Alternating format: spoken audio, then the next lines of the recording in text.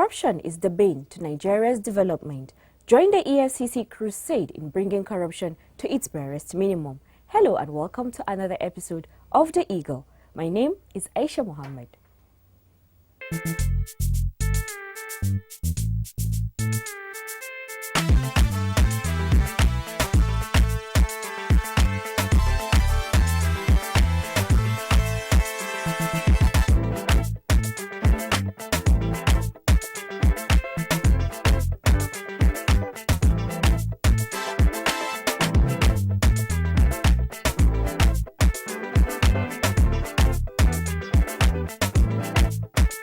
EFCC will get you anywhere, anytime. On our lineup today are reports on the United States Ambassador's visit to the EFCC and an anti-money laundering seminar organized by the EFCC for Bureau de Change operators. We'll also bring you a report on a meeting of the Committee of Chief Compliance Officers of Banks in Nigeria, which took place in Lagos. On our special focus segment is an interview with former Attorney General of the Federation and Minister of Justice, Kanu Agabi, SAN. We begin with a report on the U.S. Ambassador. Thelma Eke is our guide. Stay tuned. The United States government has promised to continue supporting the efforts of the Economic and Financial Crimes Commission in tackling economic crimes and corruption in Nigeria. The new American ambassador to Nigeria, James Entwistle, gave the pledge in Abuja when he paid a courtesy visit on the EFCC chairman, Ibrahim Lamrode. Corruption is an issue that's plagued us in our country. So I hope it's very clear that as you perform your duties and take this on, we're glad to help in any way we can. I was looking over the programs that we already have with the EFCC, and I'm very happy with what we're doing. And Zoo and his team are always glad to explore new possibilities, new ideas. Like everything in life, in government, it's a question of funding, but we're always glad to try and take a look. So thank you very much. We're on the issues that face you every day. I hope it's clear that the U.S. is a friend and a partner. Even though Entwistle did not state the form of the support, he said he was impressed with the program of the Commission on that his country will support the EFCC in any way they can. Earlier, while welcoming the envoy and his team, the EFCC chairman Ibrahim Lamrode commended the United States government for the support they have been offering EFCC since its inception. He said the U.S. government remains a major international ally of the Commission in the fight against corruption and financial crimes, adding that the agency has had several joint operations with a number of U.S. law enforcement organizations, including the FBI and the U.S. Postal Inspection Service. We couldn't have achieved the little successes we have made without the support we have gotten from the United States. And this dates back not only now that I'm here at the helm of affairs, right from the beginning, right from the time the EFCC came into existence.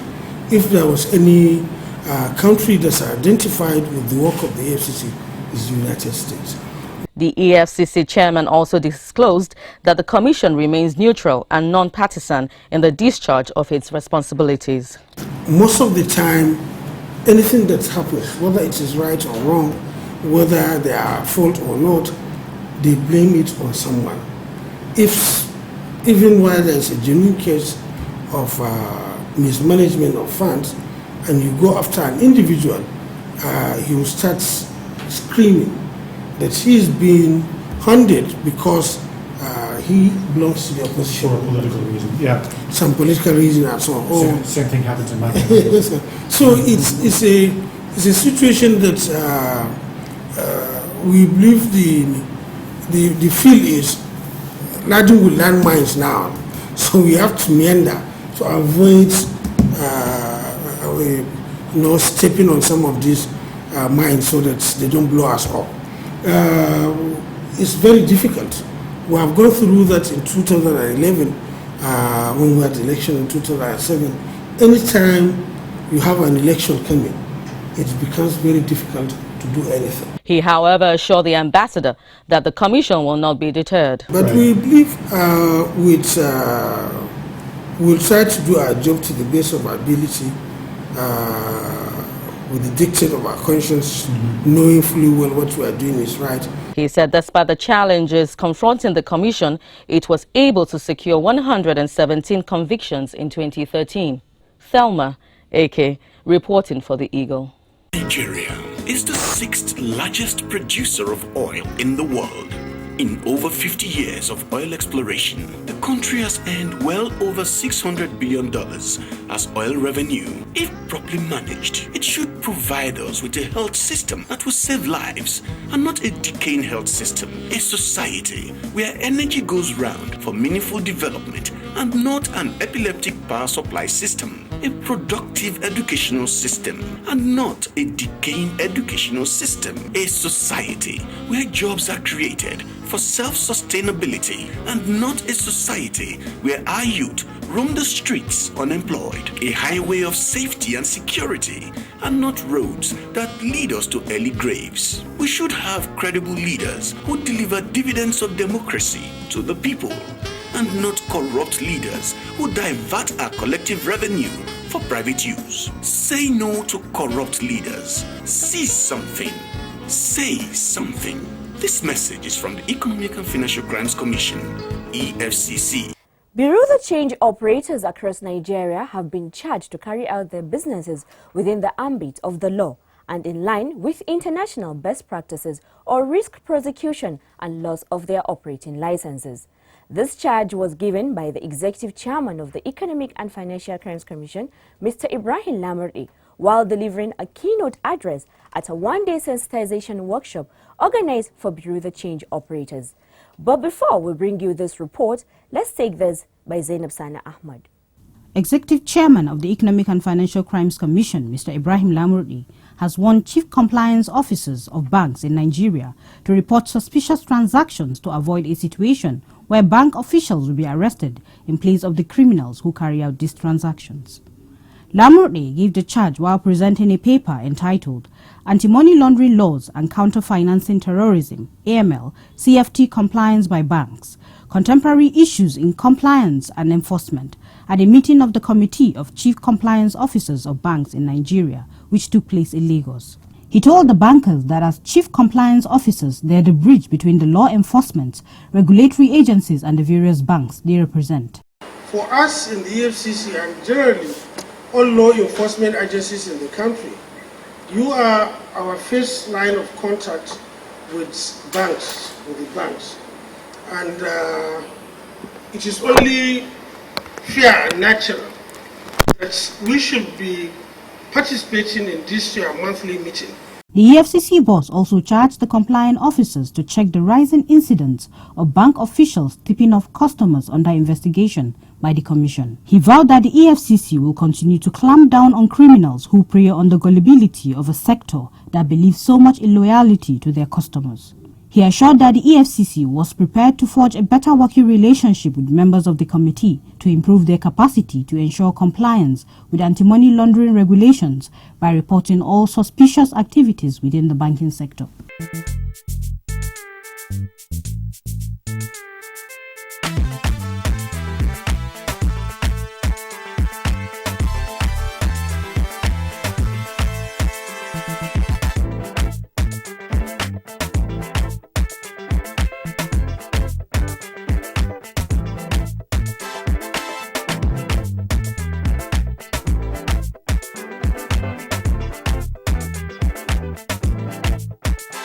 EFCC will get you anywhere, anytime.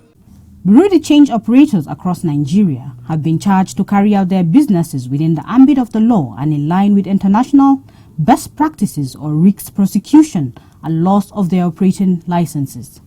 The charge was given by the EFCC chairman Ibrahim Lamurdi while delivering a keynote address at a one-day sensitization workshop organized for Bureau de Change operators by the Commission at the EFCC Academy, Karo, Abuja.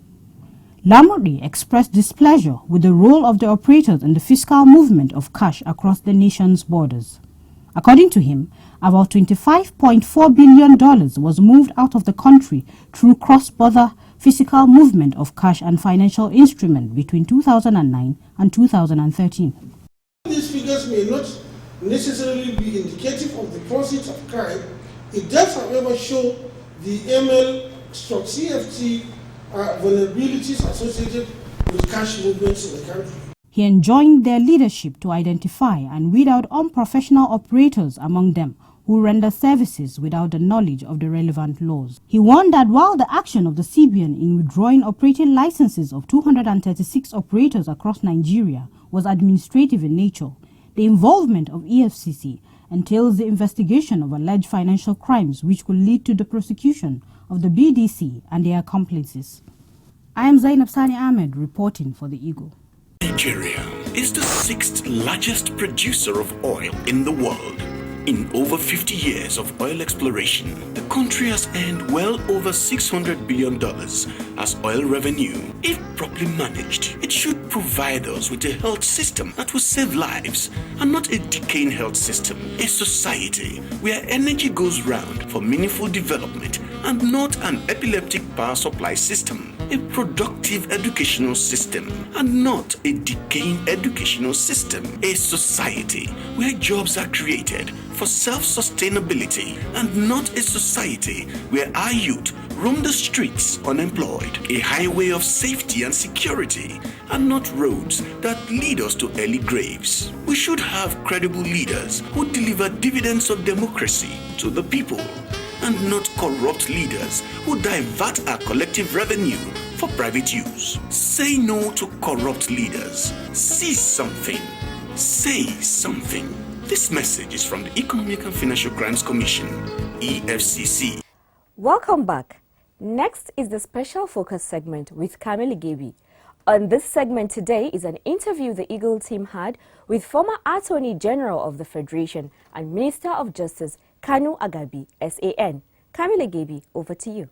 Former Attorney General of the Federation and Minister of Justice, Kanu Agabi, SAN, says the EFCC has impacted the nation positively in the last 10 years. The former AGF bears his mind on EFCC's journey so far. EFCC is a very limited body. How many staff do you have? But look at the amount of crime that you have to combat. That is the problem. The institution has succeeded. I mean, look at the monies that you are recovering. You are recovering so much. Look at the number of convictions that you have obtained. Still, there are a number of trials that are still ongoing. So, you don't have to despair. It is not that you are not doing well. You are doing well, but you are having to deal with too much crime. Agabi also explained the choice of Nuhu Ribadu as the pioneer EFCC chairman. Well, I will regard Nuhu Ribadu as a gift to the nation. Just like El Rufai, the work that this man did, nobody would have known that anybody existed who could be that bold.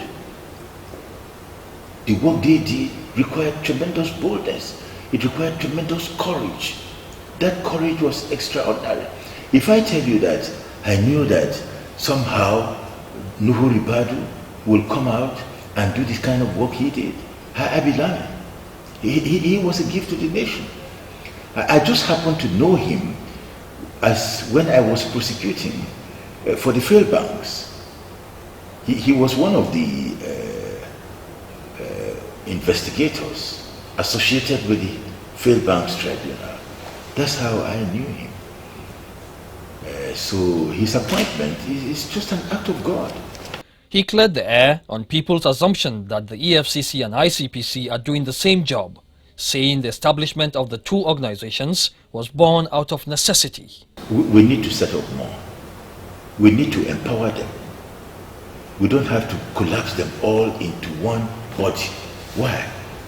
It's like collapsing the army, the air force, the navy, the fire service into one big whole body. You don't need to do that.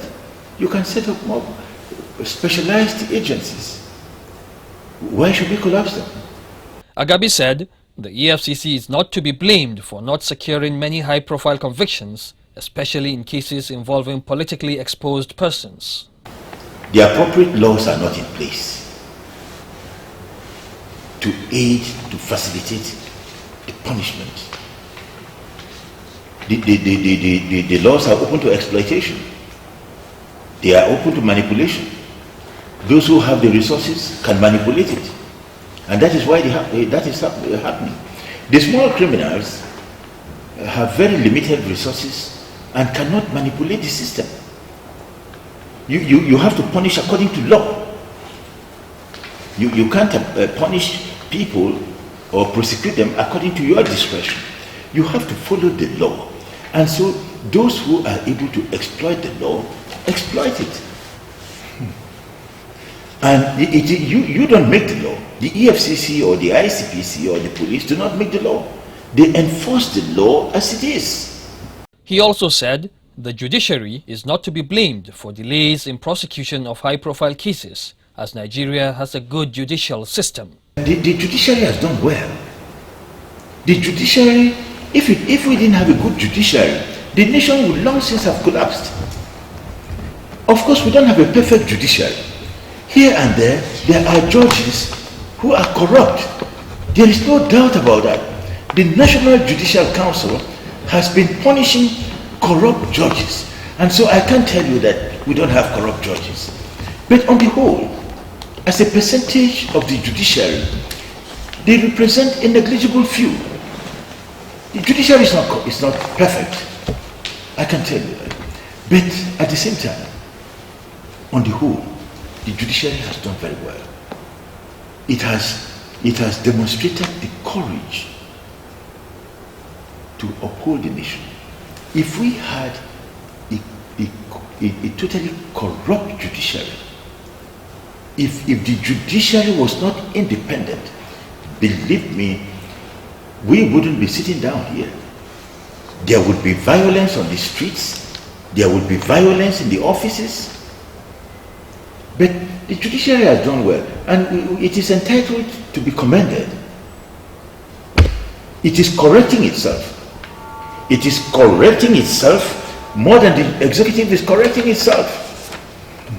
It is correcting itself more than the legislature is correcting itself.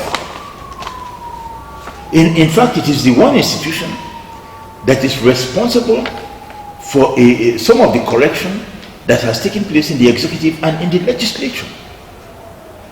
We have to commend this institution.